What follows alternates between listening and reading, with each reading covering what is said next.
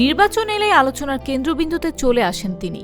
সমর্থন সমালোচনা পেরিয়ে আবারও সংসদে যাওয়ার স্বপ্ন দেখছেন আলোচিত কন্টেন্ট ক্রিয়েটর হিরো আলম। এবার আসন্ন ত্রয়োদশ জাতীয় সংসদ নির্বাচন সামনে রেখে নিজের অবস্থান স্পষ্ট করলেন হিরো আলম। তারেক রহমানকে ঘিরে গুরুত্বপূর্ণ সিদ্ধান্ত নিয়েছেন তিনি। শুরু থেকেই আলোচনায় ছিল বগুড়া ৬ সদর আসন থেকে প্রার্থী হিসেবে লড়বেন হিরো আলম।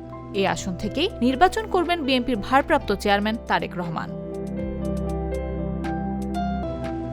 তারেক রহমানের প্রতি সম্মান জানিয়ে এই সিদ্ধান্ত থেকে সরে এসেছেন তিনি। শনিবার সামাজিক যোগাযোগ মাধ্যমে দেয়া এক পোস্টে হিরো আলম জানিয়েছেন, বগুড়া ৬ নয়, বগুড়া ৪ আসন থেকে এবার নির্বাচনে লড়বেন। হিরো আলম লেখেন, তারেক রহমান বগুড়ার মানুষের ভরসার জায়গা।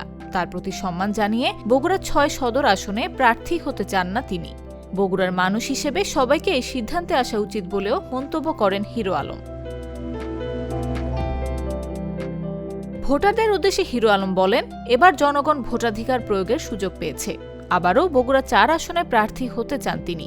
এ বিষয়ে কাউকে গুজব না ছড়ানোর অনুরোধ জানান হিরো আলম। ২০২৩ সালে বগুড়া ৪ আসনের উপনির্বাচনে অংশ নিয়ে তিনি অল্প ভোটের ব্যবধানে পরাজিত হন। তবে এবার নতুন করে নির্বাচনী মাঠে নেমে সমর্থকদের কাছে দোয়া ও সহযোগিতা চেয়েছেন আলোচিত এই প্রার্থী। নিউজ ডেস্ক, জাগো নিউজ।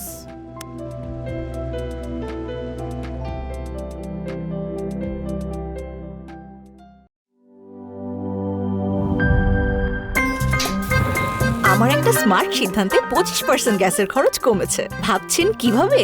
সাধারণ গ্যাস স্টোভ বদলে আমি এনেছি আরএফএল গ্যাস স্টোভ। এর সাইন্টিফিক নজল ও ব্রাস বার্নার ক্যাপ সমানভাবে তাপ ছড়িয়ে রান্না করে দ্রুত। তাই গ্যাসও বাঁচায় 25%, টাকাও বাঁচে 25%। আরএফএল গ্যাস স্টোভ নিরাপদ ও গ্যাস সাশ্রয়ী।